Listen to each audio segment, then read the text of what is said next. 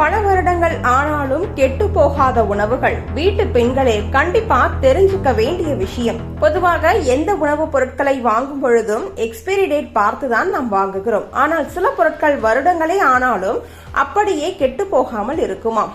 ஆமாம், உண்மையில் சரியான முறையில் வைத்தால் இவை வருடங்கள் அல்ல, பல தலைமுறைகள் கடந்தாலும் கூட பயன்படக்கூடிய நிலையில் அப்படியே இருக்கும். அவை என்னென்ன என்பதை தெரிந்து கொள்வோம். இதில் முதன்மையானது தேன். தேனுக்குள் இயற்கையாகவே இருக்கும் அமிலத்தன்மை, குறைந்த ஈரப்பதம், மேலும் கிருமிகள் வளர முடியாத அமைப்பு ஆகியவை சேர்ந்து அதை காலத்தை வெல்லும் உணவாக மாற்றுகின்றன. 1000 ஆண்டுகளுக்கு முன்பு பயன்படுத்தப்பட்ட தேன் கூட இன்னும் கெட்டு போகாமல் இருந்தது என்பதே இதற்கான சான்று. மூடி வைத்த பாத்திரத்தில் தண்ணீர் விழாத இடத்தில் வைத்தால் தேன் தனது சுவையும் தன்மையும் இழக்காமல் நீண்ட காலம் இருக்கும். சில சமயம் அது கெட்டியாக மாறினாலும் வெந்நீரில் வைத்தால் மீண்டும் பழைய தன்மைக்கு திரும்பிவிடும். உப்பு இன்னொரு அதிசயமான பொருள். உணவுகளை காப்பாற்றுவதற்காக உருவான உப்பு தன்னையே காப்பாற்றிக் கொள்ளும் இயற்கை சக்தி கொண்டது. அதில் ஈரப்பதம் இல்லாததால் எந்த வகையான கிருமியும் அதில் வளர முடியாது. அதனால் 100 ஆண்டுகள் கடந்தாலும் உப்பு உப்பாகவே இருக்கும். காற்றும் தண்ணீரும் புகாத டப்பாவில் வைத்தால் அது தலைமுறைகள் கடந்தாலும் சமையலறையில் பயன்படுத்தக்கூடிய நிலைமையை தக்க வைத்துக் கொள்கிறது. முழுமையாக மெருகேற்றப்பட்ட வெள்ளை அரிசியும் நீண்ட ஆயுளை கொண்ட உணவாகும். பழுப்பு அரிசியில் இருக்கும் எண்ணெய் பகுதி நீக்கப்பட்டிருப்பதால் வெள்ளை அரிசி சீக்கிரம் கெட்டு போகாது.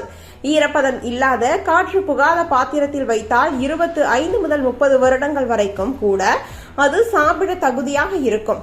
அதனால் சில நாடுகள் தங்களது அவசரகால உணவு களஞ்சியங்களில் வெள்ளை அரிசியை பெரிய அளவில் சேமித்து வைத்திருக்கின்றன. சர்க்கரை, பனங்கற்கண்டு போன்ற இனிப்பு வகைகளும் இதே வகையை சேர்ந்தவை. இவற்றில் தண்ணீர் இல்லாததால் கிருமிகள் வளர முடியாது. நிறம் மாறினாலும் கட்டியாக மாறினாலும் அவற்றின் தன்மை மாறுவதில்லை. சரியான முறையில் வைத்திருந்தால் பல வருடங்கள் ஆனாலும் அவை சாப்பிட தகுதியுடன் இருக்கும்.